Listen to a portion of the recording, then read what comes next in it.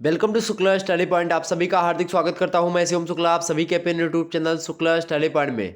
आपको बता दूं कि आज की वीडियो के माध्यम से हम होम साइंस के लगभग 100 ऑब्जेक्टिव टाइप के महत्वपूर्ण प्रश्नों पर चर्चा करने वाले हैं। इससे पहले एक वीडियो ऑलरेडी अवेलेबल है, आप लोगों ने अगर नहीं देखा तो उसको देख लीजिएगा। और जो पहला पेपर आपका मतलब कि जो पहला पेपर होता है खास करके उसमें उसको बता दिया कुछ यूनिवर्सिटीज़ हैं जिसमें पेपर 1 और पेपर 2 करके होता है। तो उनके दृष्टि से खास करके पेपर 1 यानी पार्ट 1 जिसको बोलते हैं, जिसमें आपको पढ़ना क्या है, जिसमें आपको खास करके उन्नत पोषण के बारे में पढ़ना है, वो आपको पेपर 1 में समझा दिया गया है। पेपर 2 में आपका मानव विकास आज के वीडियो के माध्यम से चर्चा करेंगे।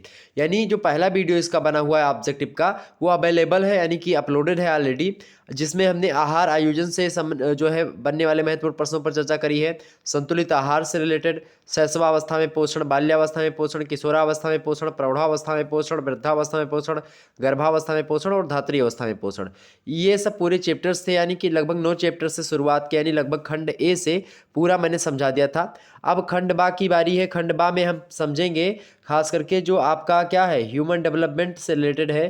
ठीक है, तो उसके बारे में समझने का प्रयास करते हैं। ठीक है, तो इसमें आज लगभग हम 11 चैप्टर्स जो होंगे आपके, लगभग 10-11 चैप्टर, उनसे बनने वाले महत्वपूर्ण प्रश्नों पर चर्चा करेंगे। यानी सेकंड पेपर भी बोल सकते हो या सेकंड पार्ट। हालांकि जिसमें एक ही पेपर होता है उसमें संयुक्त रूप से मतलब कि जो है पहला पार्ट, यानी आपका पेपर का नाम क्या है पूरा का पूरा, उन्नत पोषण एवं मानव विकास, यानी जो है advance nutrition and human development, ये आपके पेपर का नाम है। ठीक है, तो सभी विश्वविद्यालयों का सेम ही सिलेबस है, कोई दिक्कत की बात नहीं, तो आपको बिल्कुल चिंता करने की आवश्यकता नहीं है। शुक्ला स्टडी पॉइंट पर अगर आप आ चुके हैं तो बहुत अच्छी जगह पर आए हैं, कोई दिक्कत की आपको बात नहीं। निश्चित तौर पर आप अच्छी जगह आए हो और अच्छे तरीके से आपको यहाँ पर पढ़ाया जाएगा, और हर एक प्रश्न जो होंगे आपकी परीक्षा के दृष्टि से बेहद ही महत्वपूर्ण होंगे, उन्हीं को इसमें रखने का प्रयास किया गया है।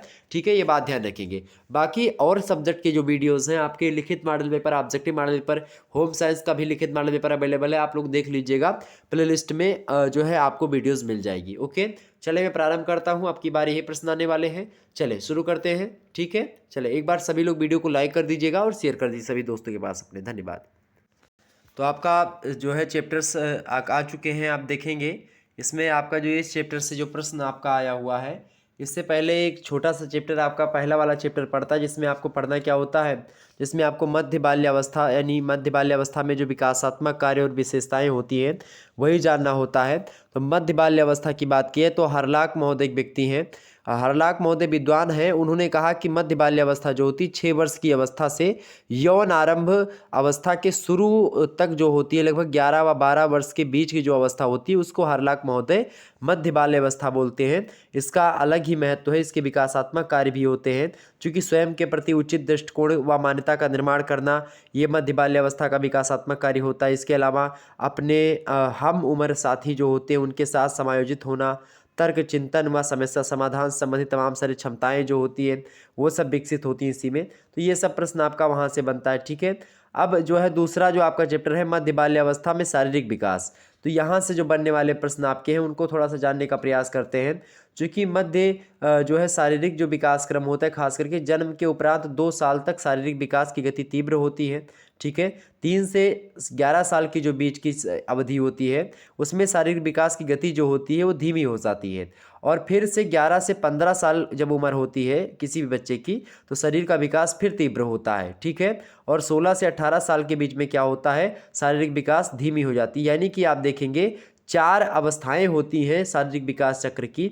ठीक है, खास करके पहली, जन्म जैसा बच्चा लेता है उसके 2 साल तक शारीरिक विकास जो होता है तीव्र गति से होता है। 2 से 11 साल के बीच में क्या होता है, शारीरिक विकास की गति धीमी पड़ जाती है। फिर 11 से 15 के बीच में तीव्र होती है। फिर 16 से 18 में थोड़ा सा मंद गति हो जाती है, यानी गति कम हो जाती है। ठीक है, तो ये होता है एक प्रकार शारीरिक विकास चक्र जो मैंने आपको बता दिया। अब थोड़ा सा इसको समझने का प्रयास, शारीरिक विकास की कई सारी विशेषताएं होती हैं। शारीरिक विकास गर्भाधान से ही शुरू हो जाता है। शारीरिक विकास असमान गति से होता है। शारीरिक विकास दृश्यगत होता है। ठीक है, इसके अलावा शरीर के समस्त अंग एक ही अवस्था में परिपक्व नहीं होते हैं। ठीक है, एक ही अंग जो होते हैं, मतलब जो अंग होता है शरीर का सारा अंग, वो एक ही समय में परिपक्व नहीं होता, धीरे धीरे होता है। लगभग आप देखते हैं जब 20 साल की आयु में पहुंच जाते हैं तो शारीरिक विकास अपनी चरम सीमा पर पहुंच जाता है। ठीक है, बच्चों में अन्य विकासों से संबंधित शारीरिक विकास जो होता है वो थोड़ा तीव्र गति से होता है। तो ये सारी चीज़ें हैं। थोड़ा सा हम इससे बनने वाले ऑब्जेक्टिव प्रश्नों की ओर बढ़ रहे हैं, तो ऑब्जेक्टिव प्रश्नों पर ज़्यादा फोकस करेंगे। देखिए प्रश्न आपका है, वैसे तो चैप्टर इसका लंबा है ये चैप्टर, ठीक है। इससे बनने वाले प्रश्न आपके हैं। देखिए पहला प्रश्न आपका आ चुका, आपकी स्क्रीन पर है। सभी लोग बताने का प्रयास करेंगे इसका करेक्ट आंसर क्या होगा, जितने भी लोग देख रहे हो। प्रश्न आपका है, शारीरिक विकास चक्र की अवस्थाएं होती हैं, कितनी अवस्थाएं होती हैं? 3, 4 या 5 या 6? तो मैंने आपको बताया था कितनी अवस्थाएं होती बाबू, कितनी अवस्थाएं होती? 4 अवस्थाएं होती। मैंने आपको चारों अवस्थाओं के शुरुआत में ही वर्णन कर दिया कि 0 से लेकर के 2 साल तक की अवस्था आपकी होती पहली अवस्था। उसके बाद में 6 साल से लेकर के और 11 साल के बीच की अवस्था मैंने आपको बताई थी। फिर वो अवस्थाएं आती हैं, ठीक है। फिर उसके बाद में मैंने और भी अवस्थाएं आपको बताई थी, ठीक है। यानी 3 से 11 साल की अवस्था, 11 से 15 साल की अवस्था और 16 से 18 साल की अवस्था। ये 4 अवस्थाएं होती शारीरिक विकास चक्र की, ठीक है। आगे बढ़ते हैं। अगला प्रश्न आपका है, देखिएगा सभी लोग। अगला प्रश्न है, शारीरिक विकास की विशेषता है, बताएं। शारीरिक विकास की विशेषता है, दृश्यगत होता है शारीरिक विकास, यानी दिखाई पड़ता है। गर्भाधान से शुरू होता है, बिल्कुल गर्भाधान से शुरू होता है। दृश्यगत यानी हमको दिखाई भी पड़ता है। शरीर में जब विकास होता है, आपका हाथ बढ़ता है तो हमको दिखाई पड़ता है कि नहीं दिखाई पड़ता है? बिल्कुल दिखाई पड़ता है। असमान गति से होता है, बिल्कुल। कोई अंग तीव्र गति से बढ़ता है, कोई धीमे गति से बढ़ता है, ठीक है। ये भी ध्यान रखेंगे। तो ये सभी विशेषताएं आपकी हो सकती हैं, ठीक है। ऑप्शन नंबर डी लगाएंगे। ये सभी शारीरिक विकास की विशेषता, ये सारी की सारी विशेषताएं शारीरिक विशेषताएं ही होती हैं। दृश्यगत यानी दिखाई पड़ता शारीरिक विकास, आपके शरीर में विकास होते हुए, यानी विकास की क्रिया तो आपको नहीं दिखाई पड़ती, यानी जो प्रक्रिया होती है वो प्रक्रिया आप नहीं देख पाते, क्योंकि क्रिया जो होती है वो आप नहीं देख पाते हैं, ठीक है। जब क्रिया के परिणाम स्वरूप क्या हो जाता है, परिवर्तन हो जाता है आपके अंग में, तो परिवर्तन दिखता है। और इसी परिवर्तन को देखने के बाद में ही हम जो है पता लगा पाते हैं कि भाई हाँ शरीर में इतना परिवर्तन हुआ है, तो हमको दृश्यमान होता है, ठीक है। तो शारीरिक विकास की विशेषता क्या है? दृश्यगत भी होता है, यानी दिखाई पड़ता है। गर्भाधान से, गर्भाधान एक क्रिया होती है, आपको पता होगा, जब प्रथम बार पुरुष और महिला के बीच में मतलब समागम होता है, ठीक है। पुरुष का जो शुक्राणु होता है, ठीक है, और महिला के अंडाणु में प्रवेश करता है, तो एक प्रकार से जब वो मिलते हैं आपस में तो क्या होता है, इसी प्रक्रिया को गर्भाधान बोलते हैं। मतलब गर्भधारण हो जाए, ठीक है।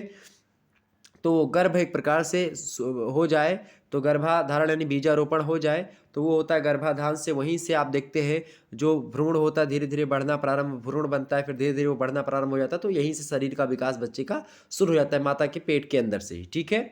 और असमान गति से होता है, असमान गति भी होती है, ठीक है, बिल्कुल ठीक है। तो ऑप्शन नंबर डी लगा देंगे, करेक्ट आंसर होगा।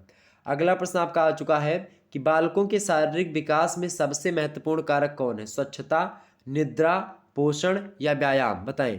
तो बालक भाई क्या करते हैं, बताएं। बालक स्वच्छता का ध्यान रखते हैं? बिल्कुल नहीं रख पाते हैं, ठीक है। इसके अलावा निद्रा, निद्रा तो खूब लेते हैं। और ये सी ऑप्शन है पोषण, और डी है व्यायाम। तो बच्चे, छोटे बच्चे जो होते हैं व्यायाम भी नहीं कर पाते हैं, ठीक है। निद्रा तो लेते हैं, निद्रा से भाई शारीरिक विकास उतना तीव्र नहीं होता है। पोषण अगर उनको सही मिलता रहा, पोषण, तो ऑप्शन नंबर इसका सी करेक्ट आंसर हो जाएगा, पोषण इज राइट आंसर। बालकों के शारीरिक विकास में सबसे महत्वपूर्ण कारक है पोषण, पोषण is right answer. C option जिन्होंने लगाया होगा उनका बिल्कुल करेक्ट आंसर आ रहा है। आगे बढ़ते हैं। अगला प्रश्न आपका है, पूर्व बाल्यावस्था होती है, बताएं। पूर्व बाल्यावस्था होती है 2 से 5 वर्ष, 2 से 4 वर्ष, 3 से 6 वर्ष या इनमें से कोई नहीं। करेक्ट आंसर आपका क्या होगा? तो पूर्व बाल्यावस्था की बात की जाए, पूर्व बाल्यावस्था आपसे कह रहा है, तो पूर्व बाल्यावस्था जो होती है 2 से 5 वर्ष की अवस्था को पूर्व बाल्यावस्था बोलते हैं। ऑप्शन नंबर इसका ए करेक्ट आंसर होगा, ए ऑप्शन करेक्ट आंसर है। अगला प्रश्न आपसे पूछा गया है कि शैशवावस्था में रक्तचाप होता है, ब्लड प्रेशर अधिक होता है, कम होता है, अत्याधिक होता है या इनमें से कोई नहीं। तो शैशवावस्था में जो रक्तचाप होता है बाबू, वो कैसा होता है? शैशवावस्था में रक्तचाप जो होता है वो कम होता है। ऑप्शन नंबर इसका बी लगा देंगे, बी ऑप्शन करेक्ट आंसर। जिन्होंने बी लगाया उनको बिल्कुल 1 नंबर मिलेगा। अगला प्रश्न आप देखेंगे, लंबाई की वृद्धि पर प्रभाव पड़ता है, बताएं। लंबाई की वृद्धि पर किसका प्रभाव पड़ता है? प्रजनन ग्रंथि का, या फिर पिट्यूटरी ग्रंथ का, या थायराइड ग्रंथि का, या क्लोम ग्रंथि का? फटाफट से बताने का प्रयास करें, करेक्ट आंसर क्या होगा इसका? लंबाई की वृद्धि पर प्रभाव पड़ता है, फटाफट से बताने का प्रयास करेंगे भाई। इसका करेक्ट आंसर क्या होगा? लंबाई की वृद्धि पर प्रभाव पड़ता है, तो इसका करेक्ट आंसर होगा आपका लंबाई की वृद्धि पर प्रभाव पड़ता है जो है पिट्यूटरी ग्रंथ। ऑप्शन नंबर इसका बी करेक्ट आंसर होगा, B option is right answer. जिन्होंने बी लगाया उनका बिल्कुल करेक्ट आंसर है। अगला प्रश्न आप देख लीजिएगा। अगला प्रश्न है आपका, गर्भावस्था व जन्म के बीच होने वाले विकास को किन अवस्थाओं में बांटा गया है? फटाफट से बताने का प्रयास करेंगे। गर्भावस्था व जन्म के बीच होने वाले विकास को किन अवस्थाओं में बांटा गया भाई? किन अवस्थाओं में बांटा गया है? तो भ्रूणावस्था बिल्कुल ठीक है, बीजावस्था ठीक है, गर्भस्थ शिशु की अवस्था। तो गर्भावस्था व जन्म के बीच की अवस्था को इन तीनों अवस्थाओं में बांटा गया। ऑप्शन नंबर इसका डी लगा देंगे, उपयुक्त तो सभी। Option number D is right answer. तो इस प्रकार से कुछ प्रश्न थे आपके इस चैप्टर से रिलेटेड जो कि मैंने आपको बता दिया। ठीक है, क्लियर। किशोरावस्था में कई सारे परिवर्तन होते हैं, ऊंचाई बढ़ती है लड़कों की, वजन भी बढ़ता है, शारीरिक अंग भी बढ़ते हैं। ठीक है, सिर हो गया, मुखमंडल हो गया, धड़ हो गया, पैर हो गया, तमाम सारे अंग में बढ़ोतरी होती है। यौन संबंधी तमाम सारे परिवर्तन भी होते हैं, दाढ़ी मूंछ आती हैं। ठीक है, इसके अलावा जो है और तमाम सारी चीज़ें होती हैं, हाथ पैर बगल शरीर के जो फिर एक प्रकार गुप्तांग होते हैं उनमें बाल उगना प्रारंभ हो जाते हैं, चौड़े कंधे मतलब कि कंधे चौड़े होने लगते हैं, चेहरों में परिवर्तन आता है। ठीक है, और लड़कों की बोली में कर्कशता आती है, लड़कियों की बोली में मधुरता आती है। ठीक है, तमाम सारी चीज़ें होती हैं। तो ये सब यौन संबंधी परिवर्तन होते हैं। ठीक है, इसके अलावा और तमाम सारे परिवर्तन होते हैं। ठीक है, बालिकाओं में कई सारे परिवर्तन, बालकों में अलग अलग परिवर्तन दोनों में होते हैं। ठीक है, और कहीं ना कहीं पे आप देखते हैं और भी तमाम सारी चीज़ें होती हैं, तमाम सारे परिवर्तन होते हैं। जैसे किशोरावस्था में बाल घने व काले हो जाते हैं, हृदय का वजन जन्म की अपेक्षा 12 गुना ज़्यादा हो जाता है, लड़कियों की अपेक्षा लड़कों के फेफड़े जो होते हैं कई वर्ष पश्चात परिपक्व होते हैं। तो कई सारी चीज़ें होती हैं। ठीक है, तो ये सारे चीज़ें थोड़ा सा ध्यान रखेंगे। बाकी आगे बढ़ते हैं। अगला प्रश्न मतलब अगला चैप्टर है आपका, अगला चैप्टर आपका कौन सा है भाई? देखेंगे सभी लोग। अच्छा, भाई कहने का तात्पर्य यहाँ पर हमारी बहनें हैं उनसे भी है। ठीक है, ये बात ध्यान रखेंगे। तो क्रियात्मक विकास अगला चैप्टर आपका है, क्रियात्मक विकास यानी कि जो है मेंटल डेवलपमेंट। तो क्रियात्मक विकास से आपके जो प्रश्न बनेंगे, क्रियात्मक विकास होता क्या है, तो इसकी परिभाषा देते हुए हॉरलॉक महोदय कहते हैं कि क्रियात्मक विकास का तात्पर्य मांसपेशियों की उन गतिविधियों के नियंत्रण से होता है जो जन्म के समय तथा जन्म के उपरांत निरर्थक व अनिश्चित होती हैं, वो क्रियात्मक विकास होता है। ठीक है, जबकि crow and crow husband wife हैं, ये कहते हैं कि क्रियात्मक योग्यताओं से तात्पर्य उन विविध प्रकार की शारीरिक गतियों से होता है जो कि नाड़ियों और मांसपेशियों के द्वारा संयोजन मतलब मांसपेशियों के संयोजन के द्वारा संभव होते हैं। जेम्स ड्रेबर कहते हैं कि इसका संबंध उन रचना व कार्यों से होता है जो मांसपेशियों की क्रियाओं से संबंधित हैं। इसका संबंध जीव की उस अनुक्रिया से है जो वह किसी परिस्थिति विशेष के प्रति करता है। इस प्रकार से अलग अलग विद्वानों ने क्रियात्मक विकास को अलग अलग तरीके से समझाने का प्रयास किया है। ठीक है, क्रियात्मक विकास। ठीक है, जैसे मान लेते जन्म के समय जो बालक होता है बिल्कुल निसहाय तथा दूसरे पर आश्रित होता है, उसमें हिलने डुलने की क्षमता नहीं होती है। धीरे धीरे शिशु की मांसपेशियां व नाड़ियां विकसित होने लगती हैं, जिससे शिशु की मांसपेशियों की निरर्थक और यादृच्छिक गतियों को नियंत्रित करने लगता है। इसके अलावा बालक में पेशीय नियंत्रण की क्षमता धीरे धीरे बढ़ने लगती है, उसमें किसी कार्य को करने के लिए तमाम सारे अंगों का प्रयोग जो है धीरे धीरे उनकी क्षमताएं बढ़ने लगती हैं। बालक की शारीरिक ऊर्जा एक प्रकार से थोड़ा कम व्यय होती है। बालक आप देखते हैं अलग अलग तरीके से योग्यताएं, तो ये जो बालक अपनी शारीरिक ऊर्जाएं व्यय करता है तो वो सारी जो एक प्रकार से बालक क्रियाएं करता है वही होता है क्रियात्मक योग्यता। ठीक है, तो अलग अलग विद्वानों ने इसको अलग अलग तरीके से बताने का प्रयास किया और इसका बड़ा महत्व होता है क्रियात्मक विशेषताओं का। क्रियात्मक विकास खास करके आप देखते हैं इसका बहुत सारा महत्व है। अवांछित संवेगों को बाहर निकालने के लिए इसका महत्व है। आत्म आनंद की प्राप्ति भी होती है क्रियात्मक विकास से। आत्म प्रत्यय भी होता है, यानी कि जो है जिसको बोलते हैं सेल्फ सफिक्स अंग्रेजी में। इसके अलावा स्वास्थ्य अच्छा रहता है, गुड हेल्थ होती है, आत्मनिर्भरता बढ़ती है, सेल्फ इंडिपेंडेंस हो जाता है आदमी। ठीक है, समाजीकरण भी हो जाता है बच्चे का। ठीक है, अगर मान लेते हैं बच्चे को ये सारी चीज़ें ना आए, उनमें क्रियात्मक कौशल ना डेवलप हो तो फिर दिक्कत की बात है। ठीक है, अब थोड़ा सा और आगे हम बढ़ने का प्रयास करते हैं।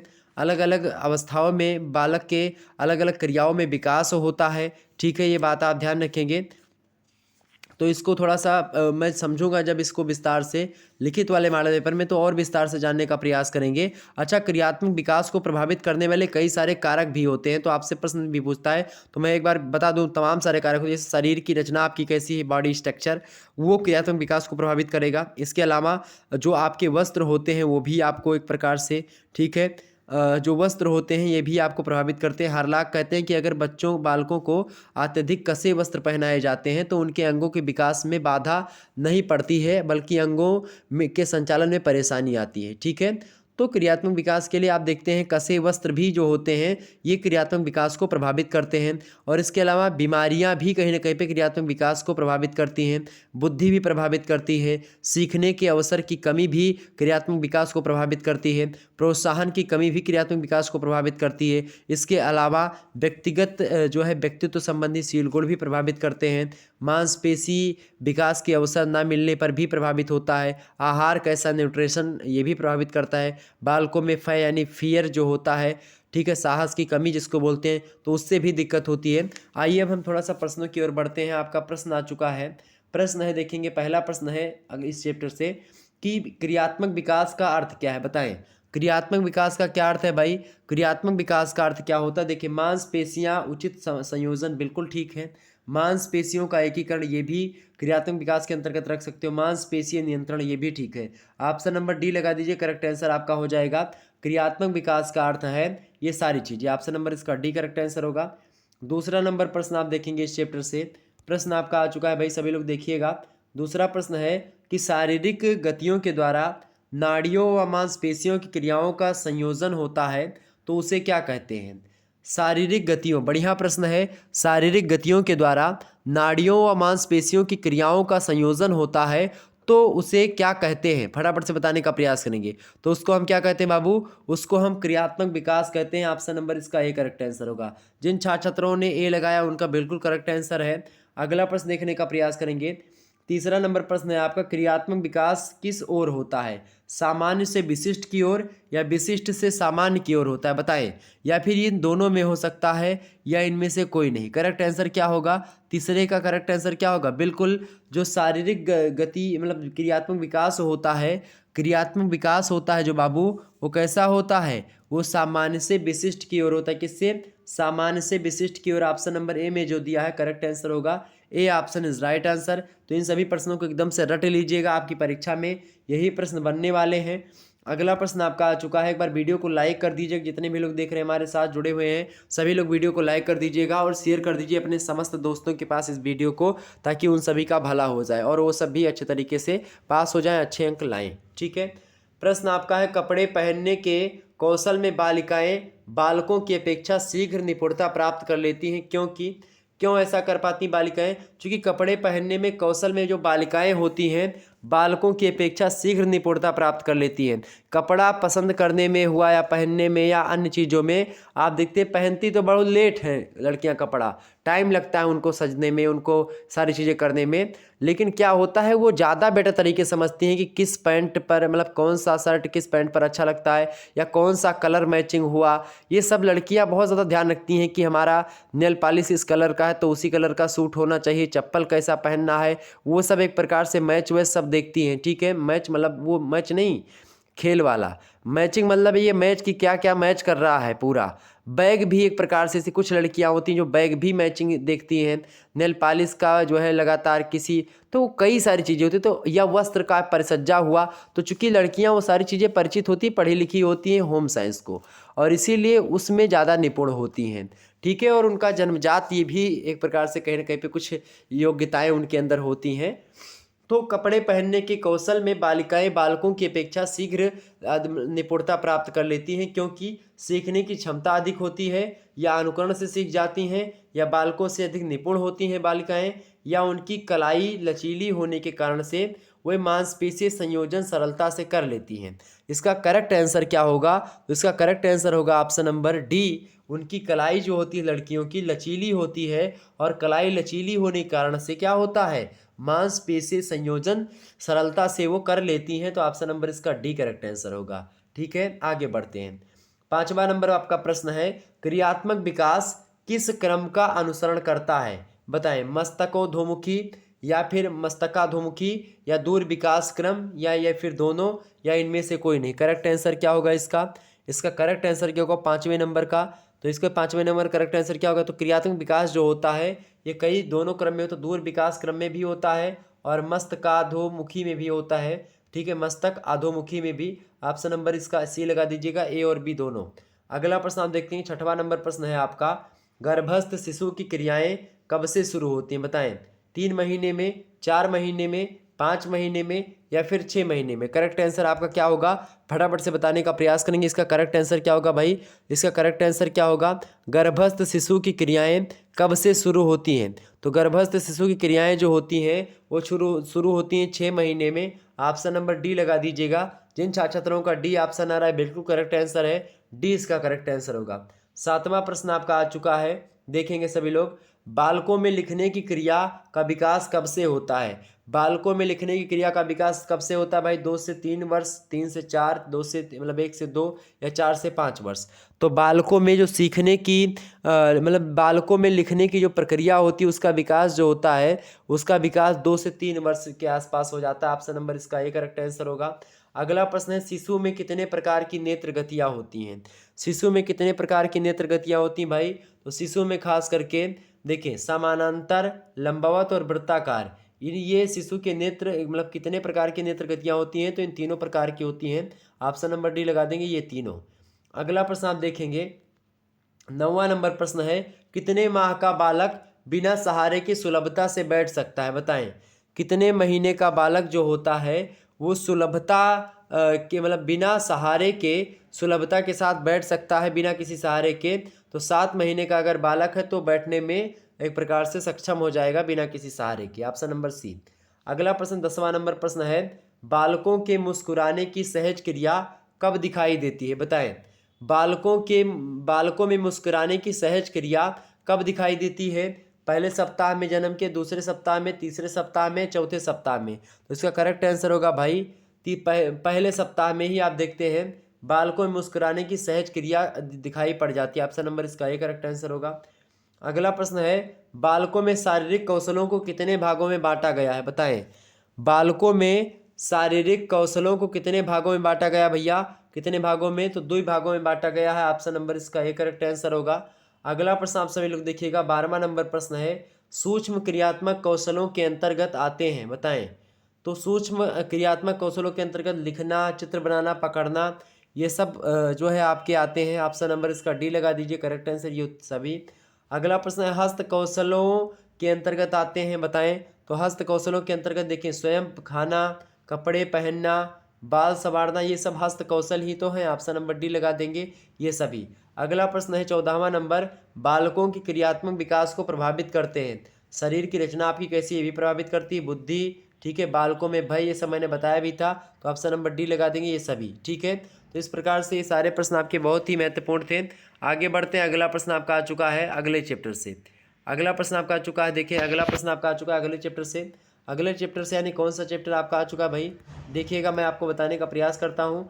अगला चैप्टर आपका है भाई, अगला चैप्टर कौन सा है, अगला चैप्टर है आपका सामाजिक विकास यानी सोशल डेवलपमेंट, हाँ सामाजिक विकास। तो बच्चे का सामाजिक विकास जो होता है वो भी होता है, इसकी परिभाषा सामाजिक विकास क्या होता है, सामाजिक विकास की परिभाषा को देते हुए IL चाइल्ड महोदय कहते हैं कि सामाजिक विकास वह प्रक्रिया है जिसके द्वारा व्यक्ति को अपने समूह के मानकों के अनुसार वास्तविक व्यवहार का विकास करना पड़ता है, ठीक है। जबकि EB हार्लाक कहते हैं कि सामाजिक विकास से तात्पर्य उस योग्यता को अर्जित करना होता है जिससे प्रजाति की आकांक्षाओं के अनुरूप व्यवहार किया जा सके। यानी आपका समाज अगर मानता है कि चोरी करना पाप है, या फिर एक प्रकार से और भी हर समाज मानता है, ठीक है, बड़ों का आदर करना चाहिए, सम्मान करना चाहिए, कई तमाम सारे नियम कायदे होते हैं, तमाम सारे मापदंड होते हैं समाज के, तो उन मापदंडों को सीखना ही सामाजिक विकास होता है, ठीक है, ये बात ध्यान रखेंगे।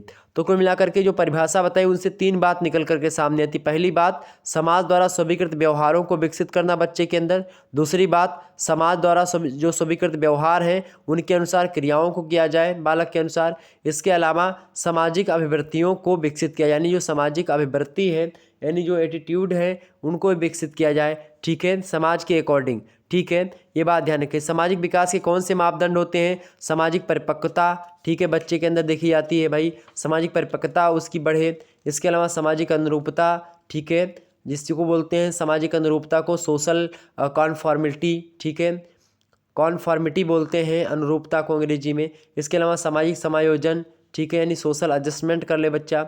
सामाजिक अंतर क्रियाएँ सोशल जो है इंटरेक्शंस जिसको बोलते हैं, ठीक है। सामाजिक सहभागिता यानी सोशल पार्टिसिपेशन, ठीक है। तो ये सब क्या होते हैं, मापदंड होते हैं सामाजिक चीज़ों के। सामाजिक विकास की कई सारी विशेषताएं होती हैं, ठीक है, ये बात भी ध्यान रखेंगे। तो ये सारी चीज़ें आपसे यहाँ पर हो सकता है पूछी जाएँ, तो थोड़ा सा आप याद। और सामाजिक विकास को तमाम सारे कारक प्रभावित भी करते हैं, जैसे कि शारीरिक बनावट और स्वास्थ्य हो गया। इसके अलावा परिवार का वातावरण कैसा होता है, पास पड़ोस विद्यालय कैसा है, मनोरंजन के साधन हैं कि नहीं है, क्लब है कि नहीं है, सामाजिक अंतर्दृष्टि कैसी है उस समाज की, व्यक्तित्वशील गुण आपके अंदर है कि नहीं है, ठीक। तो तमाम सारी चीज़ें होती हैं, या आपके परिवार वालों के अंदर है कि नहीं है, तो तमाम सारी चीज़ें प्रभावित करती हैं बच्चे के इन सभी विकास के लिए। हालांकि प्रश्न आपका आ चुका है। पहला प्रश्न है कि बालक के सामाजिक विकास में किसकी महत्वपूर्ण भूमिका होती है। देखिए, समाज की होती है, कि परिवार की होती है, विद्यालय की, तो तीनों की भूमिका बहुत महत्वपूर्ण होती है। ऑप्शन नंबर डी लगा दीजिए, कि जिन्होंने डी लगाया उनका बिल्कुल करेक्ट आंसर है, D option is right answer. दूसरा नंबर प्रश्न आपका दिया हुआ है, सामाजिक विकास का अर्थ है, बताएं। विचारों का आदान प्रदान करना, या क्लब का सदस्य होना, या समाज में रहना, या सामाजिक गुणों व व्यवहारों की उत्पत्ति। बताएं करेक्ट आंसर क्या होगा। सामाजिक विकास का क्या अर्थ है। सामाजिक विकास का अर्थ होता है सामाजिक गुणों व व्यवहारों की उत्पत्ति। ऑप्शन नंबर इसका डी लगा दीजिए, करेक्ट आंसर हो। जिन्होंने डी लगाया उनका बिल्कुल करेक्ट आंसर है। प्रश्न बहुत इंपॉर्टेंट है, आपकी परीक्षा में आने वाले हैं। अगला प्रश्न है, अपनी आवश्यकताओं को पूरा करने वाले व्यक्तियों की पहचान बालक कब करने लगता है। बताएं, दूसरे तीसरे महीने में, चौथे महीने में, पाँचवें महीने में, या छठवें महीने में। तो इसका करेक्ट आंसर क्या होगा। अपनी आवश्यकताओं को पूरा करने वाले व्यक्तियों की पहचान बालक जो होता है ये कब करने लगता है। तो बालक जो होता है दूसरे तीसरे महीने के आसपास से करने लगता है। ऑप्शन नंबर इसका तीसरे का ए करेक्ट आंसर होगा। जिन्होंने ए लगाया उनका बिल्कुल करेक्ट आंसर है। अगला प्रश्न, एक बार सभी लोग वीडियो को लाइक और शेयर कर दीजिएगा। अगला प्रश्न आपका आ चुका है कि बालक की सामाजिक अंतरक्रिया में कब वृद्धि होती है। बताएं, तो बालक की जो क्या होती है भाई, बालक की जो सामाजिक अंतरक्रिया होती है उसमें वृद्धि जो होती 3 वर्ष के बाद होती है। ऑप्शन नंबर इसका ए लगा दीजिएगा। जिन्होंने ए लगाया उनका बिल्कुल करेक्ट आंसर है। अगला प्रश्न आप देखते हैं, 5वां नंबर प्रश्न आपका दिया हुआ है भाई। 5वां नंबर प्रश्न आ चुका है कि 6 से 7 वर्ष के बालक कौन से खेलों में अधिक रुचि लेते हैं। बताएं, एकाकी खेलों में यानी अकेले खेल, सामूहिक खेल, या फिर दोनों खेलों में। तो 6 से 7 वर्ष के जो बालक होते हैं वो खास करके आप सभी को पता होगा सामूहिक खेलों में अकेले खेलना पसंद नहीं करते हैं, दोस्तों के साथ खेलना उनको ज़्यादा अच्छा लगता है, ज़्यादा मज़ा आता है। ऑप्शन नंबर बी लगा दीजिए, करेक्ट आंसर आपका हो जाएगा। अगला प्रश्न आप सभी लोग देखिएगा, 6वां नंबर प्रश्न आपका दिया हुआ है, किस अवस्था के सामाजिक विकास में यौन विरोध की भावना पाई जाती है। बताएं, प्रश्न इसका क्या होगा, किस अवस्था के सामाजिक विकास में यौन विरोध की भावना पाई जाती है। फटाफट से बताने का प्रयास करें, करेक्ट आंसर क्या होगा। बताएं, उत्तर बाल्यावस्था is right answer. Option number इसका सी करेक्ट आंसर होगा, उत्तर बाल्यावस्था। तो उत्तर बाल्यावस्था के सामाजिक विकास में यौन विरोध की भावना पाई जाती है। नेक्स्ट प्रश्न देखेंगे, 7वां नंबर प्रश्न है, किशोरावस्था को कितनी अवस्थाओं में बांटा गया है। तो किशोरावस्था को मुख्य रूप से अगर बात की जाए, किशोरावस्था को भैया 2 भागों में बांटा गया है। ऑप्शन नंबर इसका ए करेक्ट आंसर होगा। ठीक है, तो इस प्रकार से आप लोगों ने समझा कुछ महत्वपूर्ण प्रश्नों के बारे में जो कि मैंने आपको बताया। ठीक है, आगे बढ़ा जाए। चले, अगला चैप्टर आपका कौन सा आएगा। अगला चैप्टर आपका है संवेगात्मक विकास। संवेगात्मक विकास क्या होता है भाई। संवेगात्मक विकास की अगर खास करके बात की जाए भाई, देखिए संवेगात्मक विकास की अगर खास करके मैं बात करूं तो संवेगात्मक विकास जो होता है इसकी जो है, संवेग का मतलब क्या होता है अंग्रेजी में, इमोशन। इमोशन को संवेग बोलते हैं, संवेगात्मक को इमोशनल बोलते हैं। ठीक है, समझ में आ रही बातें। इमोशनल बिहेवियर, संवेगात्मक व्यवहार। ठीक है, इमोशन जो है ये लैटिन भाषा के इमोवियर शब्द से बना हुआ है। किससे बना हुआ है, इमोवियर शब्द से बना हुआ है, जिसका मतलब क्या होता है, शरीर को हिला देना। शरीर को हिला देना, इमोवियर माने होता है शरीर को हिला देना। इमोवियर शब्द जो है लैटिन भाषा का शब्द है। इमोवियर से बना इमोशन, इमोशन से बना संवेग। ठीक है, और संवेग से बना संवेगात्मक। क्लियर, समझ में आ गया। तो चेहरे का भाव बदलना, ठीक है, आवाज़ में परिवर्तन, हाथ पैर में जो है हाथ पैर फेंकना हुआ, नाड़ी हृदय रक्तचाप की गति में परिवर्तन, ये सब खास करके संवेग होते हैं। ठीक है, संवेग की परिभाषा को देते हुए अलग अलग विद्वानों ने अलग अलग परिभाषाएं बताई हैं संवेगात्मक विकास की, तो मैं थोड़ा सा उस पर फोकस डालूंगा, आप सभी को ले चलूँगा। जैसे जो है जेम्स ड्रेबर महोदय की एक परिभाषा बड़ी फेमस है। उन्होंने कहा संवेगात्मक परिभाषा को देते हुए, संवेग की परिभाषा को देते हुए उन्होंने कहा कि संवेग शरीर की वह जटिल अवस्था होती है जिसमें सांस लेने, नाड़ी ग्रंथियों, मानसिक दशा, उत्तेजना, अवरोध आदि की अनुभूति पर प्रभाव पड़ता है। तदनुकूल मांसपेशियां निर्धारित व्यवहार करने लगती हैं। ये जेम्स ड्रेबर कहते हैं। पीबी यंग कहते हैं कि संवेग संपूर्ण प्राणी का तीव्र मनोवैज्ञानिक उपद्रव है, जिसकी मतलब इसकी उत्पत्ति मनोवैज्ञानिक कारणों से होती। किसकी उत्पत्ति? संवेगों की उत्पत्ति। जिसमें क्या होता है? जिसमें चेतन अनुभूति, व्यवहार तथा आंतरिक अवयवों की क्रियाएं सम्मिलित होती हैं। ये पीबी यंग कहते हैं। इंग्लिश कहते हैं कि संवेग जटिल भावना मतलब जटिल भावना की अवस्था है। इसमें गत्यात्मक तथा ग्रंथीय क्रियाएं होती हैं, अथवा वह मतलब जटिल व्यवहार होता है। ये मतलब इंग्लिश कहते हैं कि जो संवेग होता है यह वह जटिल व्यवहार है जिसमें आंतरिक अवयवों की क्रियाएं महत्वपूर्ण है। तो कुल मिलाकर के इन सभी परिभाषाओं को अगर मैं देखूं तो कुछ बातें महत्वपूर्ण तरीके से हमारे समक्ष आती। पहली बात कि संवेग जो होते हैं मनुष्य व्यवहार का समान ढंग नहीं है।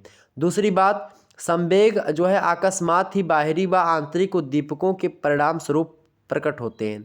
इसके अलावा संवेग जो होते, तीसरी बात, संवेग शारीरिक और मानसिक स्थितियों में परिवर्तन को दिखाते हैं, परिवर्तन लाते हैं। ठीक है। और चौथी बात ये निकल करके आती है कि संवेग की स्थिति में शारीरिक गतिविधियों में व्यवहारिक परिवर्तन होते हैं। संवेग की स्थिति में क्या होता है? शारीरिक गतिविधियों में व्यवहारिक परिवर्तन होते हैं। ठीक है। ये चीज़ें समझ में आ गई आपकी। तो संवेग की देखें कई दो दशाएं होती हैं मुख्य रूप से। पहली दशा तो बाह्य शारीरिक दशाएं होती हैं। ठीक है। यह संवेग की अवस्था में शरीर की बाहरी दशाओं में परिवर्तन, जैसे कि चेहरे का हाव भाव बदल जाए और आपकी आवाज़ में एकाएक परिवर्तन हो जाए। ठीक है। हाथ पैर की क्रियाशीलता बढ़ जाए, आंखें आपकी लाल हो जाएं, शरीर आपका कांपने लगे, आंखों से आपके आंसू निकल जाएं, तो ये सब बाह्य शारीरिक दशाएं होती हैं। ठीक है। एक्सटर्नल फिजिकल कंडीशंस होती हैं संवेगों की, और संवेगों की कुछ इंटरनल फिजिकल कंडीशंस होती हैं, यानी आंतरिक शारीरिक दशाएं होती हैं। उनमें जैसे कि बात की जाए जो है आप देखते हैं जैसे आपकी नाड़ी बढ़ जाए यानी हृदय की गति बढ़ जाए, श्वास गति में परिवर्तन हो जाए, रक्तचाप में आपके परिवर्तन हो जाए, या फिर अंतःस्रावी ग्रंथियों व पाचक ग्रंथियों की क्रियाओं में परिवर्तन हो जाए, रक्त की रासायनिक क्रिया में परिवर्तन हो जाए, तो ये सब आंतरिक शारीरिक दशाएं होती हैं। ठीक है। संवेग की बात की जाए, कई सारी विशेषताएं होती संवेग की। संवेग हर एक सामान्य प्राणी में पाए जाते हैं। मनुष्य का प्रत्येक संवेग जन्म से मूल प्रवृत्ति से जुड़ा हुआ होता है। संवेगों का स्वरूप मनुष्य व्यवहारों के रूप में परिलक्षित होता है। प्राणी के संवेग व्यक्तिगत होते हैं। ठीक है। संवेगों में व्यापकता का गुण भी पाया जाता है।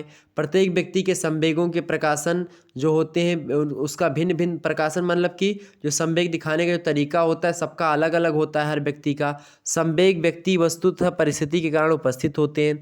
तो सारी विशेषताएं होती हैं इसकी। अब थोड़ा सा हम इसके बारे में समझ लेते हैं, संवेगों के बारे में। ठीक है। क्लियर, आगे बढ़ते हैं।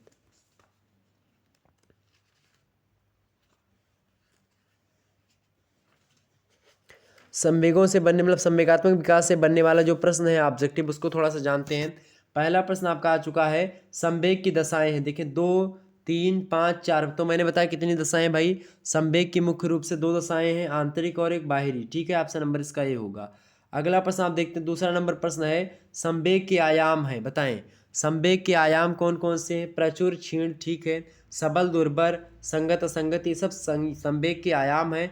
ऑप्शन नंबर डी लगा दीजिएगा, ये सभी करेक्ट आंसर होगा। अगला प्रश्न आप देखें, तीसरा नंबर प्रश्न दिया हुआ है, जन्म के समय शिशु खामोशी की अवस्था में होता है, इसीलिए इस अवस्था में संवेगों का कोई प्रकट मतलब कोई स्वरूप प्रकट नहीं होता है या करता है। यह कथन किसका है? बताएं। प्रश्न बड़ा ही अच्छा है। प्रश्न है कि जन्म के समय शिशु खामोशी की अवस्था में होता है, इसीलिए इस अवस्था में संवेगों का कोई स्वरूप प्रकट नहीं करता। यह कथन किसका है? तो यह कथन किसका है? यह कथन स्पिटज़ महोदय का। ऑप्शन नंबर इसका बी लगा दीजिएगा, करेक्ट आंसर होगा। अगला प्रश्न आपका आ चुका है, चौथा नंबर प्रश्न देखेंगे सभी लोग। प्रश्न आपका है कि बाल्यावस्था के प्रमुख संवेग हैं, बताएं फटाफट से।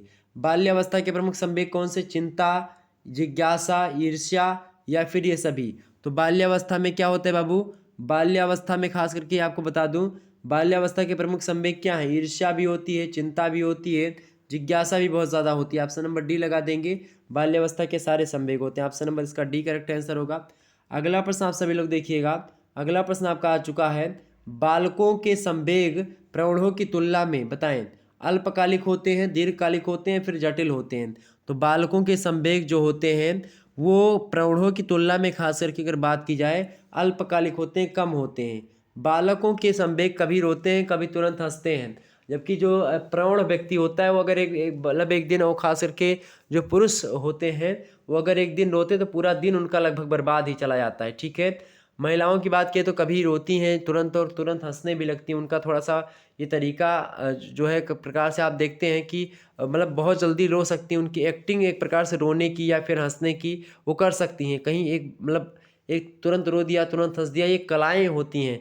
आप देखते हैं जब कोई औरतें जो होती हैं, खास करके लड़कियाँ, खास करके लड़कियों को कहना उचित ना होगा, जो औरतें होती हैं जब एक जो है कहीं पर आती जाती हैं, मम्मी मम्मी हमारी या फिर और तमाम सारे लोगों को मैंने देखा है ऐसे। पहले गांव वगैरह में हमेशा ऐसे होता है, मैं देखा हूँ कि जब कोई बुआ हुआ जी हमारी आती हैं या फिर कोई रिश्तेदार कोई आता है तो एक बार क्या होता है कि गले लगाती हैं, तो मतलब कि इसको कहते हैं भेंट, भेंट करना।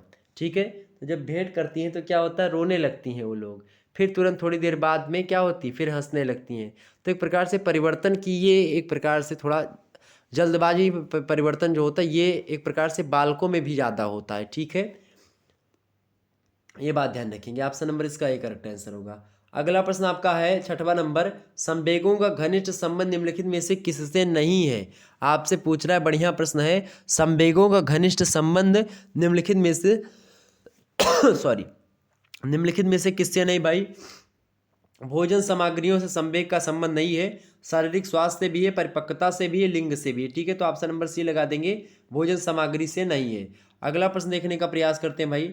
अगला प्रश्न आपका दिया हुआ है, सभी लोग देखिएगा, एक बार वीडियो को शेयर कर दीजिएगा और लाइक कर दीजिएगा, अपने समस्त दोस्तों के पास वीडियो को शेयर कर देंगे। ठीक है, अगला प्रश्न आपका आ चुका है 7वां नंबर प्रश्न देखेंगे। 7वां नंबर प्रश्न आपका क्या दिया हुआ है भाई, प्रश्न है कि निम्नलिखित में कौन सा प्राथमिक संवेग का उदाहरण है, बताएं। करेक्ट आंसर क्या होगा, प्राथमिक संवेग का उदाहरण कौन सा इनमें से भाई। तो प्राथमिक संवेग क्या होता है, क्रोध। ऑप्शन नंबर इसका ए करेक्ट आंसर होगा। अगला प्रश्न देखेंगे, अगला प्रश्न आपका आ चुका है भाई, सभी लोग देखिएगा, भाव है, बताएं चंचल प्रक्रिया या आत्मगत प्रक्रिया या फिर ये दोनों। भाव क्या होते हैं, तो भाव चंचल प्रक्रिया भी है, आत्मगत प्रक्रिया भी है। ऑप्शन नंबर इसका सी लगा देंगे, आ और बा दोनों। प्रश्न ऐसे आते हैं एग्जाम में। अगला प्रश्न आप देखेंगे, संवेग का द्विकारक सिद्धांत किसके द्वारा प्रस्तावित किया गया, बताएं।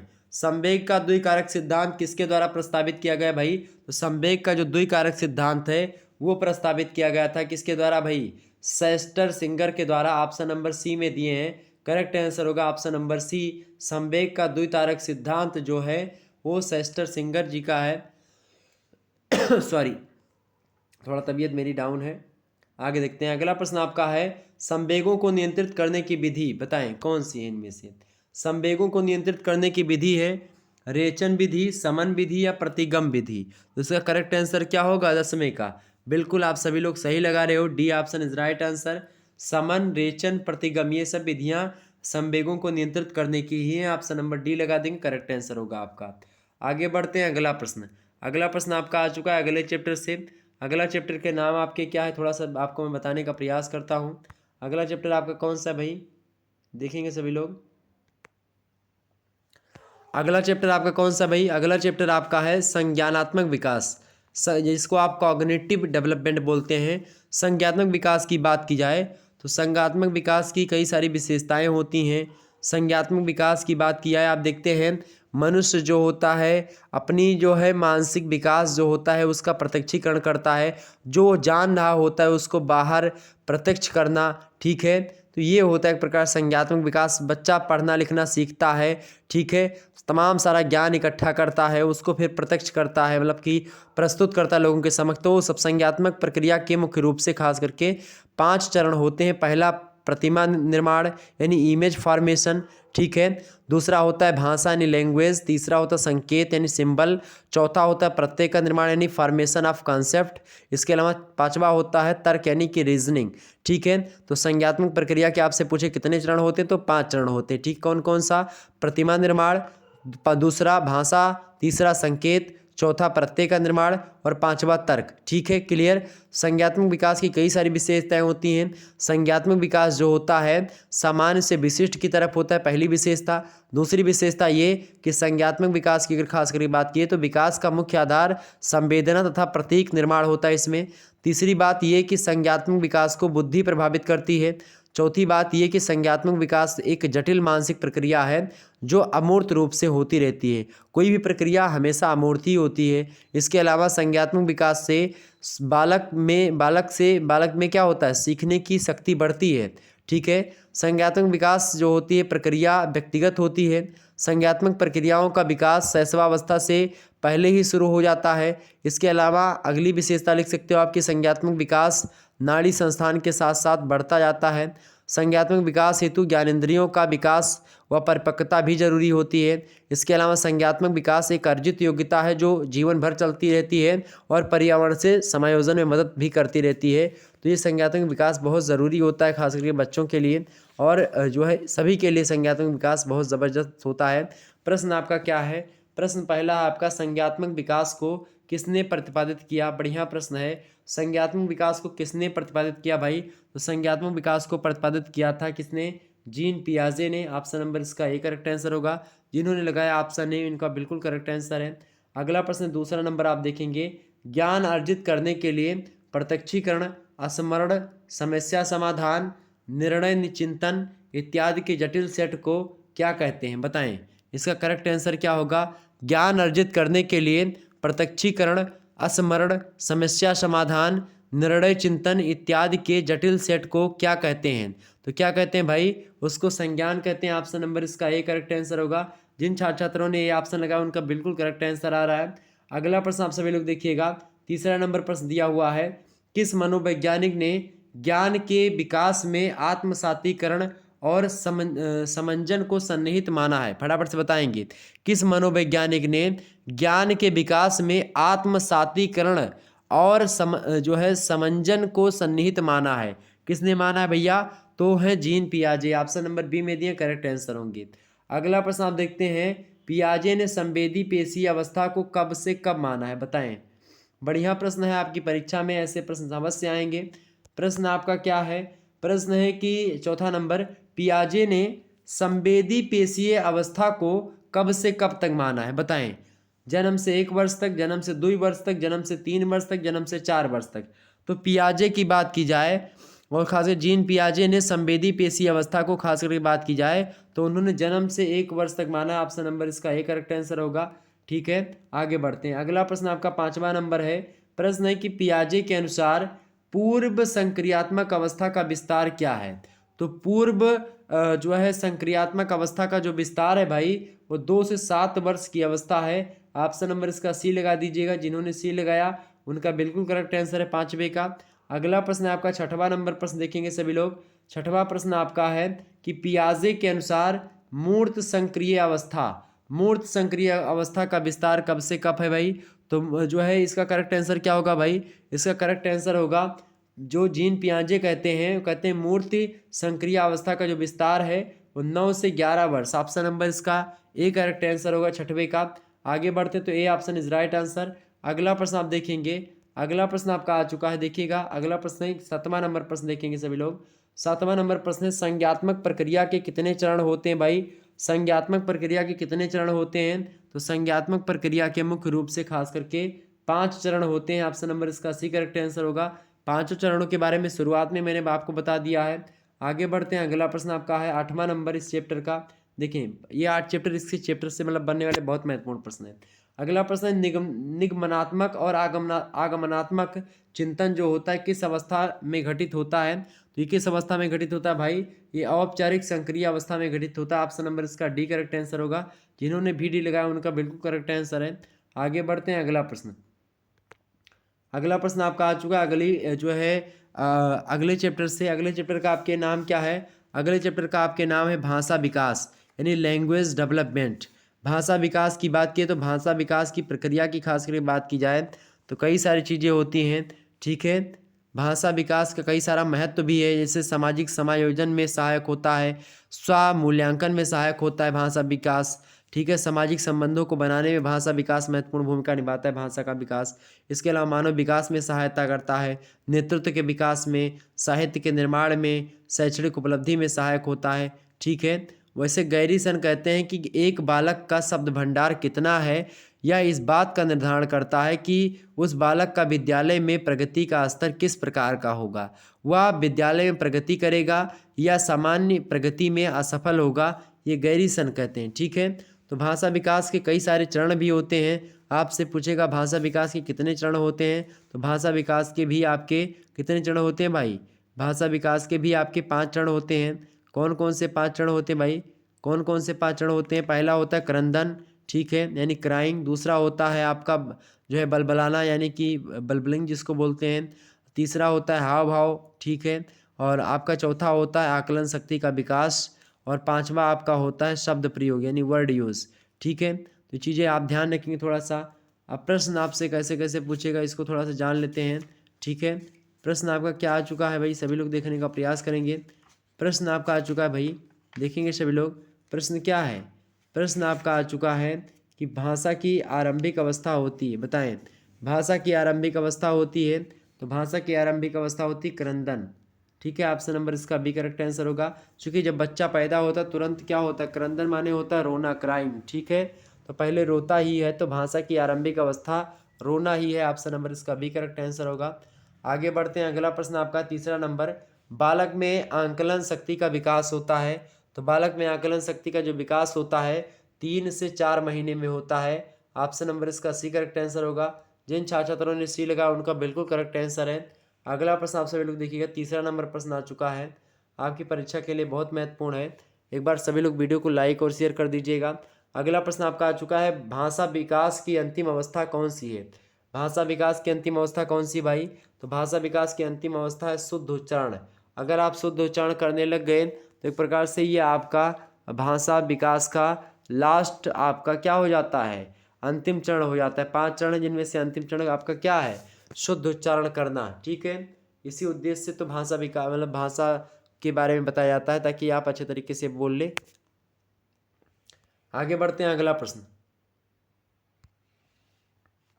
अगला प्रश्न आपका आ चुका है, व्याकरण से संबंधित भाषा दोष किस अवस्था में समाप्त हो जाते हैं?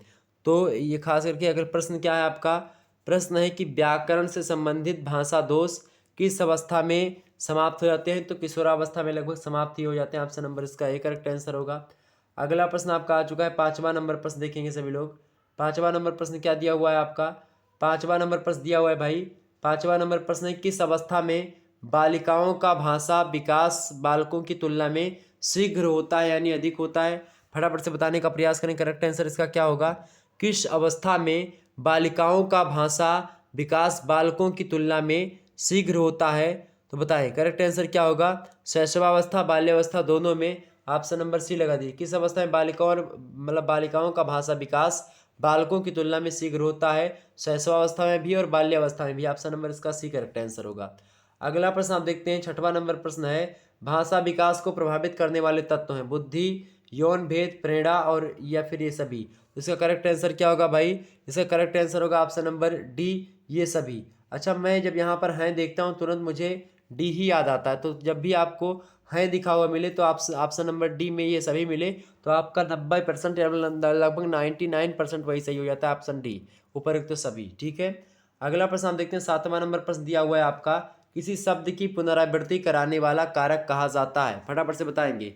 किसी शब्द की पुनरावृत्ति कराने वाला कारक जो कहा जाता है वो कौन सा कारक होता है भाई? वो प्रबलन बोलते हैं। ऑप्शन नंबर इसका बी करेक्ट आंसर होता है, प्रबलन। अगला प्रश्न आप देखते हैं, 8वां नंबर प्रश्न दिया हुआ है। 8वां नंबर प्रश्न आपका क्या दिया हुआ है भाई? 8वां नंबर प्रश्न आपका दिया हुआ है, वाणी भाषा का एक रूप है जिसमें विचारों को व्यक्त करने के लिए कुछ ध्वनियों या शब्दों को उच्चारित किया जाता है। यह विचार किस मनोवैज्ञानिक का है? बताएं करेक्ट आंसर क्या होगा इसका भाई?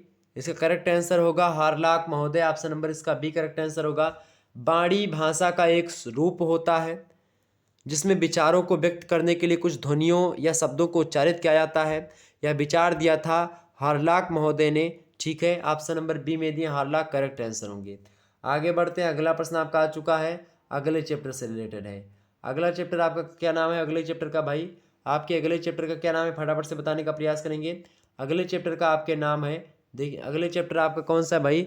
वया संधि अथवा यौनारंभ, ठीक है, जिसको आप क्या बोलते हैं अंग्रेजी में? प्यूबरिटी, ठीक है, प्यूबरिटी। तो खास करके यौनारंभ का जो अर्थ होता है वो क्या होता है भाई? यौनारंभ मुख्य रूप से किशोरावस्था से ही शुरू हो जाता है, ठीक है, ये बात ध्यान रखेंगे। वर्क महोदय कहते हैं कि वया संधि से किशोरावस्था की शुरुआत होती है। अनेकों जैविक घटनाओं के कारण बालक बालिकाएं वयस्क आकार के शरीर एवं यौन परिपक्वता की ओर बढ़ते हैं, ठीक है, ये बात ध्यान रखेंगे थोड़ा सा।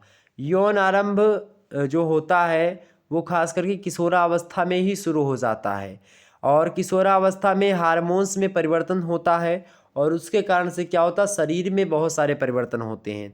इसके साथ ही साथ संवेगात्मक परिवर्तन भी होता है, मानसिक परिवर्तन भी होता है और सामाजिक परिवर्तन भी आपको दिखाई पड़ते हैं, ठीक है। बालिकाओं में यौनारंभ की शुरुआत की जो औसत आयु है 10 वर्ष से ही शुरू हो जाती है। बालकों में लगभग 11.5 साल का जब बालक हो जाता तब उसके शारीरिक परिवर्तन दिखाई पड़ते हैं, ठीक है, ये बात थोड़ा सा ध्यान रखेंगे।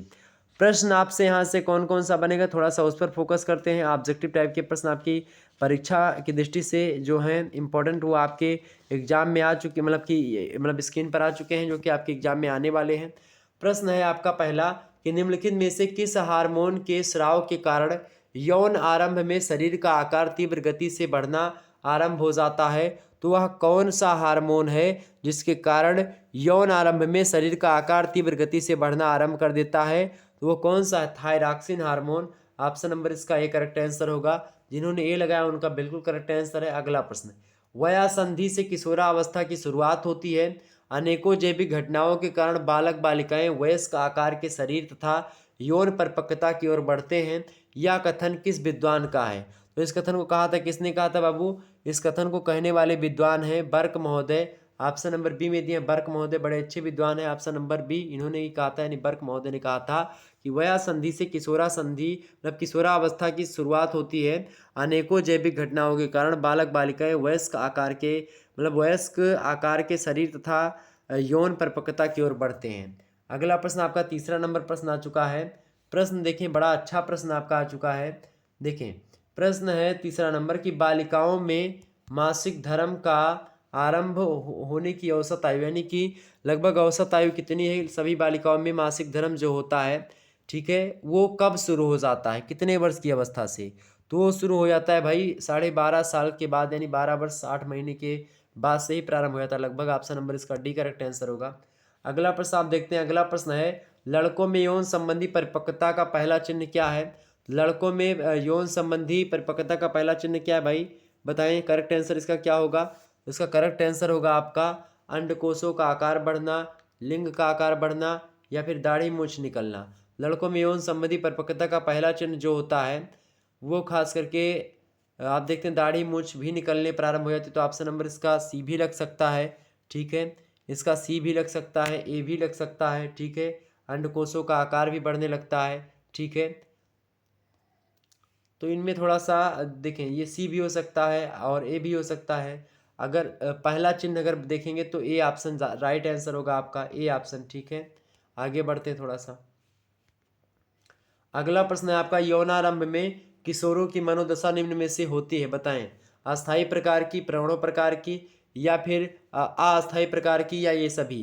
तो यौनारंभ में किशोरों की जो मनोदशा होती है वो कैसी होती है? वो अस्थायी प्रकार की होती है, भटकती हुई होती है, कभी इधर कभी उधर, ठीक है। तो ऑप्शन नंबर इसका सी करेक्ट आंसर होगा। छठवां नंबर प्रश्न देखेंगे, यौन आरंभ में किशोरों को रोजाना कितनी कैलोरी ऊर्जा की आवश्यकता होती है? तो किशोरों को खास करके 2700 कैलोरी की आवश्यकता होती है ऊर्जा की। ऑप्शन नंबर इसका डी करेक्ट आंसर होगा। आगे बढ़ते हैं। अगला प्रश्न, अगला प्रश्न आपका आ चुका है, देखेंगे सभी लोग। अगला प्रश्न आपका आ चुका है किशोरावस्था को लेकर के, यानी एडोलसेंस को लेकर के। किशोरावस्था क्या है भाई? किशोरावस्था की परिभाषा को देते हुए वर्क महोदय कहते हैं कि बाल्यावस्था और प्रौढ़ावस्था के मध्य होने वाला परिवर्तन किशोरावस्था होता है, ठीक है। इसके अलावा जरसील्ड महोदय कहते हैं किशोरावस्था वह अवस्था है जिसमें एक विकासशील व्यक्ति मतलब क्या होता है, एक विकासशील व्यक्ति बाल्यावस्था से परिपक्वावस्था की ओर बढ़ता है। ठीक है, तो इस प्रकार से विद्वानों ने किशोरावस्था के बारे में बताया। और किशोरावस्था विकास की एक नाजुक और क्रांतिक अवस्था होती है। ठीक है, ये एक प्रकार से क्रांतिकारी अवस्था भी होती है। इसमें बहुत सारे, अच्छा, एडोलसेंस जो शब्द है, ये एडोलसेंस शब्द जो होता है ये लैटिन भाषा के एडोलेर मतलब कि जो है किससे बना हुआ है, तो ये एडोल शेर शब्द से बना हुआ है, जिसका मतलब होता है परिपक्वता की तरफ बढ़ना। ठीक है, ये बात ध्यान रखेंगे। और ख़ास करके आप देखते हैं इसमें कई सारी चीज तीव्र गति से विकास होता है। ठीक है, जीवन के हर स्तर, शारीरिक, भावात्मक, ज्ञानात्मक, आत्मा संबंधी, धार्मिक, सामाजिक, ये सब में आप देखते हैं परिवर्तन जो है किशोरावस्था में खूब होता है। ठीक है, ये बात ध्यान रखेंगे। किशोरावस्था के बारे में बहुत इंपॉर्टेंट चीज़ें होती हैं और भी सारी, तो उनको थोड़ा सा हम ऑब्जेक्टिव प्रश्नों के माध्यम से समझने का प्रयास करते हैं। किशोरावस्था की समस्याएं भी बहुत ज़्यादा होती हैं। ठीक है, ये बात भी ध्यान रखेंगे। प्रश्न है आपका कि किशोरावस्था है, किशोरावस्था जो होती भाई वो है कैसी है, आपसे पूछ रहा है। तो विकास की एक नाजुक और क्रांतिक अवस्था होती है किशोरावस्था। ऑप्शन नंबर सी लगा दीजिएगा। अगला प्रश्न आप देखते हैं। प्रश्न आपका आ चुका है, देखें बढ़िया प्रश्न है, ये एग्जाम में आपका जरूर प्रश्न आएगा। प्रश्न आपका दिया हुआ है भाई, प्रश्न क्या दिया हुआ है, प्रश्न आपका दिया हुआ है कि बाल्यावस्था और प्रौढ़ावस्था के मध्य होने वाला परिवर्तन किशोरावस्था है। यह कथन किसका है, तो यह कथन बर्क महोदय का। Option number B correct answer होगा। अभी भी मैंने बताया भी था। अगला प्रश्न आपका है, किशोरावस्था की सबसे महत्वपूर्ण चुनौती कौन सी होती है, तो किशोरावस्था की सबसे महत्वपूर्ण चुनौती जो है वो ये है कि किशोर द्वारा स्वयं की पहचान करना। ठीक है, अगर वो स्वयं की पहचान कर लेता तो सही जगह रास्ते पर जाएगा। अगर वो स्व की खोज में ही एक प्रकार से भटकता रहता है, नहीं अपने बारे में नहीं जान पाता, फिर दिक्कत की बात है। अगला प्रश्न आपका है, चौथा नंबर प्रश्न देखेंगे। निम्न में से किशोरावस्था का प्रमुख लक्षण है, बताएं किशोरावस्था का प्रमुख लक्षण कौन सा इनमें से, तो इसका जो है इसका प्रमुख लक्षण है कम शक्ति का उदय, सॉरी कम शक्ति बोल रहा हूँ, काम शक्ति का उदय। ठीक है, तो किशोरावस्था का प्रमुख लक्षण है किशोरावस्था तक आते आते जो सेक्स वाली फीलिंग होती है वो आनी प्रारंभ हो जाती है, यानी काम वासना जो होती है वो आनी शुरू हो जाती है हर व्यक्तियों के अंदर। ठीक है, तो काम शक्ति का उदय होना प्रारंभ हो जाता है। ऑप्शन नंबर इसका ए करेक्ट आंसर होगा। आगे बढ़ते हैं, अगला प्रश्न है, पांचवा नंबर प्रश्न आपका आ चुका है, किशोरावस्था की समस्या क्या है भाई। किशोरावस्था की अवसाद की समस्या चिंता भी होती है, आत्महत्या करने के लिए लोग आतुर भी होते हैं इसी समय, और औपचारिकता भी होती है, औपचारिकता। ठीक है, तो ये सारी की सारी समस्याएं होती हैं। ऑप्शन नंबर इसका डी करेक्ट आंसर होगा, ये सभी। आगे बढ़ते हैं, अगला चैप्टर आपका, अगला चैप्टर कौन सा है भाई, अगला चैप्टर आपका कौन सा है बताने का प्रयास करेंगे सभी लोग। अगला चैप्टर आपका कौन सा है भाई, देखें तो अगला चैप्टर आपका है, देखें किशोरावस्था हो गया। आगे आपको क्या पढ़ना है, किशोरावस्था के बाद में आप किशोरावस्था में संज्ञात्मक और भाषा और नैतिक विकास को देखना है। ठीक है, ये बात ध्यान रखेंगे। संज्ञान क्या होता है, जेम्स ड्रेबर कहते हैं कि संज्ञान एक सामान्य पद है जिसके द्वारा ज्ञान या ज्ञानात्मक अनुभव के जो है समस्त रूपों, प्रत्यक्ष कल्पना, चिंतन, निर्णय तथा तर्क का क्या होता है, ज्ञान होता है या बोध होता है। ठीक है, इसके अलावा स्टॉट महोदय कहते हैं कि समाज एवं प्रभाविकता के साथ कार्य करने एवं बाह्य पर्यावरण से सुविधाजनक ढंग से व्यवहार करने की योग्यता ही संज्ञान होती है। तो संज्ञानात्मक योग्यता एक ग्रहण की गई योग्यता होती है बालक के समाजीकरण के विकास में। आप देखते हैं साथ ही साथ संज्ञात्मक योग्यता का भी विकास होता रहता है। ठीक है, तो ये सारी चीज़ें थोड़ा सा ध्यान रखेंगे। और संज्ञान की कई सारी विशेषताएं होती हैं, हालांकि उनको समझेंगे तो थोड़ा लंबा हो जाएगा वीडियो। यहाँ पर ऑब्जेक्टिव जानने का प्रयास करते हैं, क्योंकि ऑब्जेक्टिव प्रश्नों की तैयारी के लिए मैं बता रहा हूँ, बाकी थोड़ा थोड़ा लिखित वालों के लिए भी महत्वपूर्ण हो रहा है। लिखित वालों के लिए मैं अलग से वीडियो बनाने का प्रयास करूँगा। अगला प्रश्न आपका आ चुका है, वीडियो बनी हुई ऑलरेडी प्लेलिस्ट में देखेंगे तो मिल जाएगा। प्रश्न आपका, किशोरावस्था में तर्क शक्ति का विकास होता है, बताएं किशोरावस्था में तर्क शक्ति का विकास होता है व्यापक या संक्षिप्त, तो कैसा होता है भाई, व्यापक होता है। किशोरावस्था में तर्क शक्ति का विकास खूब होता है। ऑप्शन नंबर इसका ए करेक्ट आंसर होगा। अगला प्रश्न आपका आ चुका है, दूसरा नंबर प्रश्न देखेंगे, संज्ञात्मक परिवर्तन की तकनीकें हैं, बताएं संज्ञानात्मक परिवर्तन की तकनीकें कौन कौन सी भाई, ये सारी तकनीकें हैं। ऑप्शन नंबर जैसे ज्ञान हो गया, ध्यान हो गया, प्रक्रमण क्षमता, ये सब संज्ञात्मक परिवर्तन की तकनीकें हैं। ऑप्शन नंबर डी लगा दीजिए, करेक्ट आंसर हो जाएगा। अगला प्रश्न आप देखिए, तीसरा नंबर प्रश्न है, किशोरावस्था की अवधि होती है, बताएं किशोरावस्था की अवधि होती है कितनी होती है भाई, किशोरावस्था की अवधि किशोरावस्था की जो अवधि होती है 12 से लेकर के 18 साल का समय जो होता है, ये किशोरावस्था का समय सीमा होती है, इसी के बीच ऑप्शन नंबर बी लगा देंगे। अगला प्रश्न आपका आ चुका है, चौथा नंबर प्रश्न देखेंगे, बौद्धिक विकास के अंग हैं, बताएं बौद्धिक विकास के अंग हैं इनमें से कौन कौन से। बौद्धिक विकास के अंग देखिए, मानसिक स्वतंत्रता, रुचियों की विविधता, बुद्धि का अधिकतम विकास, ये सब बौद्धिक विकास के अंग हैं। ऑप्शन नंबर डी लगा दीजिए, करेक्ट आंसर हो जाएगा। अगला प्रश्न आपका आ चुका है, पांचवा नंबर, किशोर का चिंतन, ये एक विद्वान का कथन है, पूछ रहा है किस विद्वान ने कहा है। किशोर का चिंतन बहुधा शक्तिशाली पक्षपातों और पूर्व निर्णयों से प्रभावित रहता है। यह कथन किसका है, तो यह कथन किसका है, एलिस क्रो का है। ऑप्शन नंबर इसका सी करेक्ट आंसर होगा। आगे बढ़ते हैं, अगला प्रश्न आपका छठवां नंबर प्रश्न आ चुका है स्क्रीन पर। प्रश्न है कि 7 से 12 वर्ष की अवस्था होती है, बताएं प्रश्न आपसे आ चुका है, 7 से 12 वर्ष की अवस्था जो होती है, छठवां नंबर प्रश्न है, वो क्या होती है, तो मूर्त संक्रियात्मक अवस्था होती है। मूर्त संक्रियात्मक अवस्था 6 से 12 वर्ष की अवस्था। अगला प्रश्न आपका है, सातवां नंबर प्रश्न है, बौद्धिक विकास को प्रभावित करते हैं, बताएं बौद्धिक विकास को खास करके ये देखें, वंशानुक्रम भी प्रभावित करता है, परिवार का वातावरण भी प्रभावित करता है, परिवार की सामाजिक स्थिति भी प्रभावित करती है। ऑप्शन नंबर डी लगाएंगे, ये सभी चीज़ें प्रभावित करती हैं। आगे बढ़ते हैं, अगला प्रश्न। अगला प्रश्न आपका आ चुका है, अगला चैप्टर आपका कौन सा है भाई, अगला चैप्टर आपका है, सभी लोग ध्यान से देखने का प्रयास करेंगे। अगला प्रश्न है आपका, प्रौढ़ावस्था का परिचय। प्रौढ़ावस्था क्या होती है भाई, प्रौढ़ावस्था के बारे में खास करके देखें, प्रौढ़ावस्था की परिभाषा को देते हुए डॉक्टर डी.एन. श्रीवास्तव कहते हैं कि यह सही है कि प्रौढ़ावस्था में शारीरिक विकास समाप्त हो जाता है, परंतु हम अपने जीवन में संवेगात्मक, संज्ञानात्मक, अंतर्वैयक्तिक और आत्मा संबंधी तमाम सारे दूसरे विस्तारों का विकास करते हैं। व्यक्ति के सामने यह नई चुनौती होती है कि वह अपने कार्यस्थल के साथियों, अपने मित्रों और सामाजिक तंत्र के साथ नए व अर्थपूर्ण संबंधों को किस प्रकार बनाए। तो प्रौढ़ावस्था में खास करके आपको पता होगा, प्रौढ़ावस्था जब इस अवस्था शुरू होती तो इस अवस्था को समस्या आयु भी कहते हैं प्रौढ़ावस्था को, क्योंकि बहुमुखी उत्तरदायित्वों और कर्तव्यों को प्रौढ़ावस्था में आपको निभाना पड़ता है। इसके साथ ही साथ व्यक्ति को नई और कई समायोजन भी करने पड़ते हैं नए नए, और खास करके प्रौढ़ावस्था में व्यक्ति की सृजनशीलता का अधिक विकास हो जाता है। इसके अलावा इस अवस्था में नए मूल्यों का सृजन और पुराने मूल्यों का परिमार्जन होता है। इसके अलावा इस अवस्था में कई तरह के समायोजन करने के कारण से व्यक्ति कुछ स्थिर प्रकार के व्यवहार प्रतिमानों को प्रकट करता है। इसके अलावा प्रौढ़ावस्था संवेगात्मक तनाव की अवस्था भी होती है। इसके अलावा व्यक्ति के सामाजिक क्षेत्र में किशोरावस्था की तुलना में अधिक विस्तार होता है इसमें। इसके अलावा प्रौढ़ावस्था में जीवन शैली के प्रति समायोजन की चुनौती भी एक बड़ी चुनौती होती है, ये बात आप ध्यान रखेंगे, ठीक है। प्रौढ़ावस्था के बारे में बात करने का प्रयास करते हैं, इससे बनने वाले प्रश्न को देखते हैं। प्रश्न आपका आ चुका है आपकी स्क्रीन पर भाई, और ये लास्ट स्लाइड है आपकी, एक बार सभी लोग वीडियो को लाइक और शेयर कर दीजिएगा। प्रश्न आपका आ चुका है, प्रश्न देखेंगे, प्रश्न है भाई, प्रश्न दिया हुआ है आपका, देखिएगा सभी लोग। प्रश्न है कि निम्नलिखित में से प्रौढ़ावस्था है, फटाफट से बताने का प्रयास करेंगे। निम्नलिखित में से प्रौढ़ावस्था कौन सी है, इनमें से बताएं। निम्नलिखित में से प्रौढ़ावस्था है, करेक्ट आंसर क्या होगा, तो देखिए संवेगात्मक तनाव की अवस्था होती है, संवेगात्मक तनाव की अवस्था होती है प्रौढ़ावस्था। Option number B correct answer होगा। अगला प्रश्न आप देखते हैं, अगला प्रश्न आपका कौन सा आ चुका है भाई, प्रौढ़ावस्था की आयु बताएं।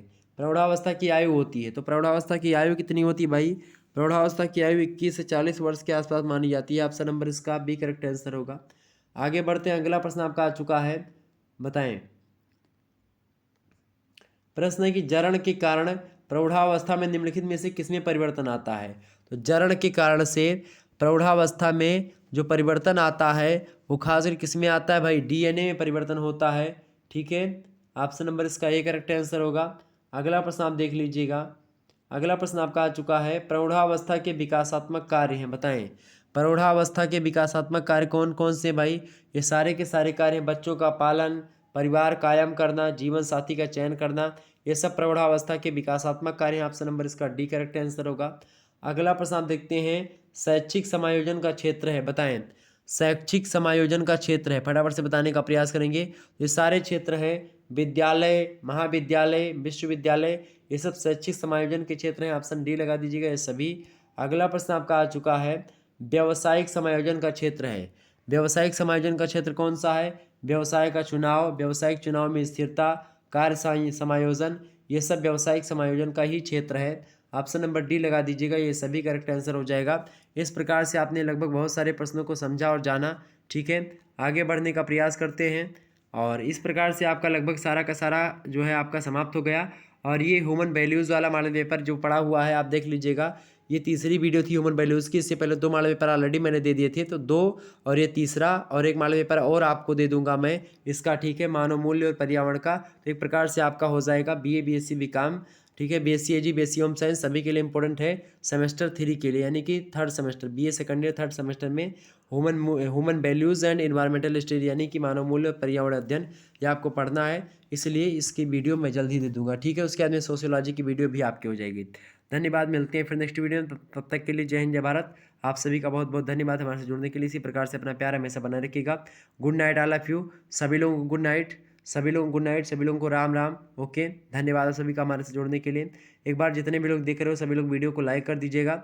और इससे पहले होम साइंस का जो प्रथम पार्ट है वो अवेलेबल है, पीले जो है कलर में थंबनेल बना हो तो उसको देख लेंगे। ओके, आगे बढ़ा जाए फिर। धन्यवाद, मिलते हैं नेक्स्ट वीडियो में। Good night all of you.